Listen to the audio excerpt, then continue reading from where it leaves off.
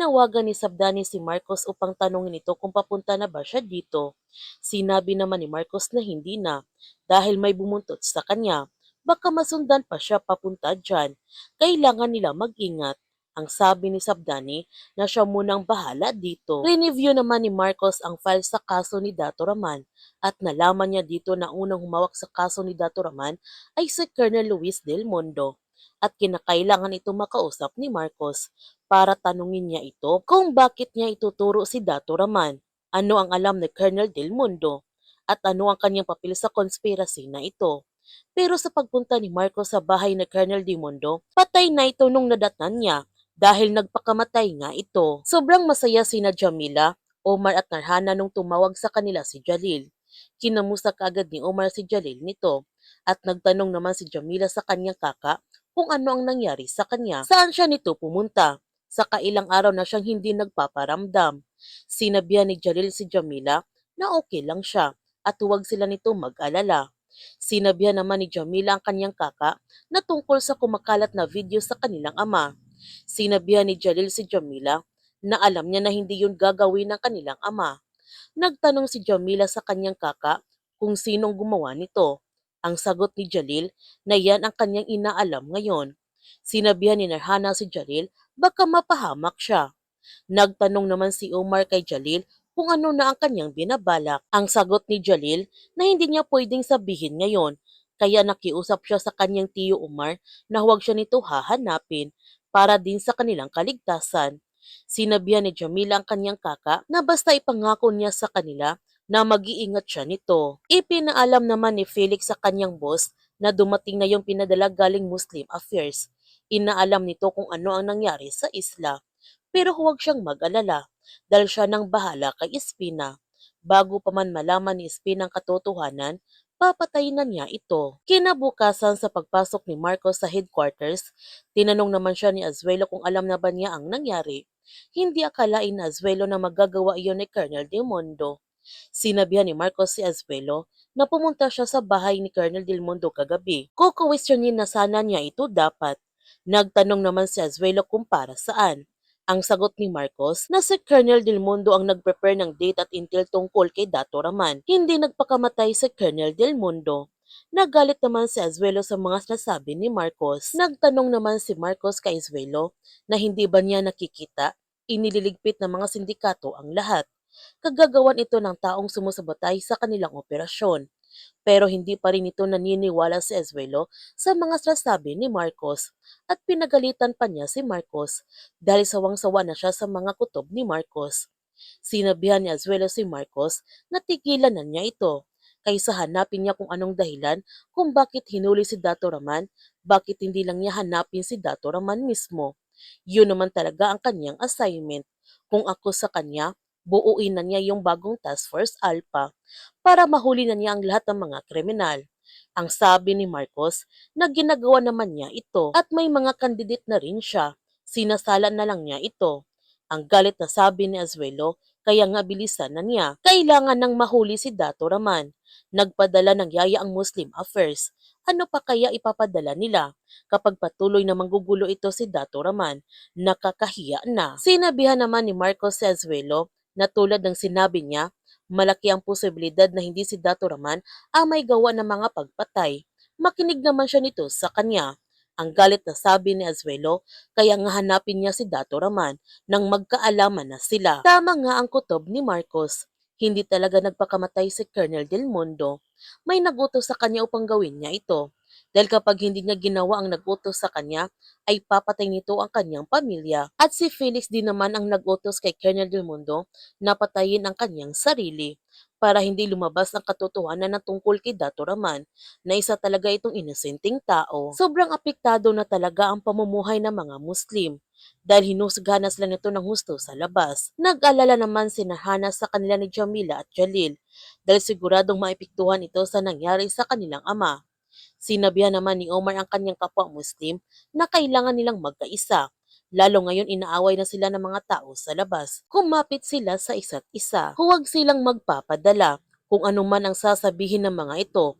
Basta ang alam nila, wala silang ginagawang masama. Samantala, Sinabi naman ni Marcos kay Lara na sinundan siya nito kagabi ni Espina. Ang sabi ni Lara, buti na lang talaga na pipili na siya ng bagong members ng task force. Anytime, pwede na silang bigyan ng bagong misyon. Kailangan handa sila. Ang sabi ni Marcos, pero mahirap pa rin pumili dahil maraming magagaling na candidates at kailangan din nilang maging maingat sa pagpili, lalo na ngayon. Sinabihan ni Lara si Marcos na hindi lang yun ang dahilan kung bakit siya nahihirapan pumili ng bagong candidates. Nahihirapan siya kasi hanggang ngayon, sinisi pa rin niya ang kanyang sarili sa pagkamatay ni na Oliver. Inamin naman ni Marcos na totoo ito, na hanggang ngayon iniisip pa rin niya si na Oliver. Pipili sila ng mga bagong membro ngayon. Paano kung pagpapatayin lang din ito? Paano niya sasabihin sa kanilang mga pamilya? Ang galit na sabi ni Lara, kailangan may gumawa ng trabaho. Sila nga, alam nila kapag pumasok sila dito, pwede silang mamatay. Alam din ni Oliver yon nung pinasok niya ang trabahong ito. Sinabihan ni Marcos si Lara na umasa sina Oliver sa kanya. Namatay sila ng walang hustisya. Sinabihan ni Lara si Marcos na hindi niya kasalanan ang nangyari nila Oliver. Ang sabi ni Marcos pero mahirap pa rin niya palitan si na Oliver. Ang sabi ni Lara na alam niya pero kailangan na mag-move on. Kahit mahirap, kailangan niyang mag-move on. Habang si Jodel pinakailaman na nga niya ang file sa kaso ng kanyang ama para pag-aralan niya ito, na siyang ikinagalit ng husto ni Marcos dahil pinakalaman ni Jalil ang kanilang files at wala itong karapatan dahil hindi siya party na kanilang grupo. Sinabihan ni Azuelo si Marcos na may authorization si Espina mula sa kanya para reviewin ang lahat ng mga files na yan, lalong-lalo na yung operation sa isla. Wala naman silang tinatago nito. Sinabihan ni Marcos sa Azuelo, alam niya na classified yan. Ang sabi ni Azuelo, tama, ang may access lang ang pwedeng makabasa. At naggalit pa nito ng husto si Marcos na kasali si Espina sa pagpili ng kanyang bagong membro ng Task Force Alpha. Kaya kinausap niya sa Azuelo para tanungin ito kung bakit niya pinagbibigyan ang Espina na yon sa lahat ng kanyang gusto. Ang sabi ni Azuelo na pinadala dito si Espina dahil may malaking kapalpakan na nangyari. Alam niya na sasabihin na naman niya may konspirasy ng mga taong nagtatago sa dilim para imanipula ang lahat ng ito. Ang sabi ni Marcos dahil yun ang totoo at alam niya na tama siya nito. Ang sabi ni Azuelo pero sa huli, hindi niya napigilan yon. Kasalanan niya. Kaya kailangan niyang makisama kay Espina dahil kapag nag-report ito ng hindi maganda doon sa nakakataas, lagot na naman siya. Sinabihan ni Marcos si Azuelo na bilib siya nito kay Azuelo sa galing niyang protektahan ang kanyang sarili. Ang galit na sabi ni Azuelo, kaya nanatili siya nitong buhay ng maraming taon. Ilang beses na siyang nasabak sa gera, sa mga rebelde, sa mga terorista, sindikato. Pero bakit nandito pa rin siya? Bakit buhay pa rin siya? Alam niya kung bakit, dahil kapag pinaulanan siya ng bala, magaling siyang umiwas, mahusay siyang magtago. Akala ba niya na hindi siya naisulto nung pinadala dito si Espina na yan? Naisulto siya nito. Sa tanda niya ito, padadalan siya nito ng yaya. Nagtanong naman si Marcos kay Azuelo kung bakit siya pumayag. Ang sagot ni Azuelo, dahil pinaulanan siya ng bala, kailangan niyang umiwas, kailangan niyang makisama. Ibigay na niya ito sa kanya, kailangan niya ito. Kaya wala nang magagawa si Marcos kundi pumayag na ito sa gusto ni Azuelo. At sa kanilang meeting, ipinakita na nga nila Lara at Marcos ang kanilang napili para sa bagong membro ng Task Force Alpha. Pero ang nagugustuhan ni Jalil ay si Sabdani lamang at naggalit na naman ito si Marcos dahil pinakailaman na naman ni Jalil ang kanilang desisyon. At ang gusto pa ni Jalil na makausap niya ang mga bagong membro ng Task Force Alpha dahil gusto niya siguraduhin na yung mga bagong membro hindi maging katulad ng mga palitan nila na hindi sila basta papatay na inosenteng sibilyan na walang kalaban-laban. Nagalit nito ng si Marcos nung iniisulto ni Jalil ang kanyang mga kasamahan at susungtukin na sana ni Marcos si Jalil, buti na lamang pinigilan siya kaagad nila Lara at Azuelo. Dahil sa galit ni Marcos, nag-walk-out siya nito sa meeting at sinundan ito kaagad ni Azuelo si Marcos. Galit naman sinabihan ni Lara si Jalil na sino ba siya sa tingin niya. Alam niya na may say siya sa lahat na galaw nila, pero huwag niyang binabastos yung mga kaibigan nilang namatay. Sinabihan ni Jalil si Lara na hindi niya binabastos ang mga kaibigan niya. Naging totoo lang siya. Ginagawa lang niya ang kanyang trabaho. Galit na sinabihan ni Lara si Jalil na hindi niya kilala si na Oliver.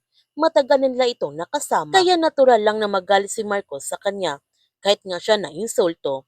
Galit naman sinabihan ni Jalil si Lara na sasaktan siya para sa kaibigan niya. Yung mga namatay sa isla, may mga kaibigan din sila. Alam ba niya may mga batang namatay, mga batang walang muwang at maaga nawala sa mga magulang nila. Mga tatay na sa isang ilap, nawala yung mga anak nila at galit din siya nito dahil hindi biro yung nangyari sa isla at tumihingi naman ng sorry si Jalil kay Lara kung nasasaktan siya nito sa mga sinasabi niya. Pero paano yung mga tao sa isla? Naiisip ba niya ang kanilang nararamdaman? Sino ba ang magsusorry sa kanila? Sino kaya ang bagong membro ng Task Force Alpha? Yan ang ating abangan sa The Blood versus Duty.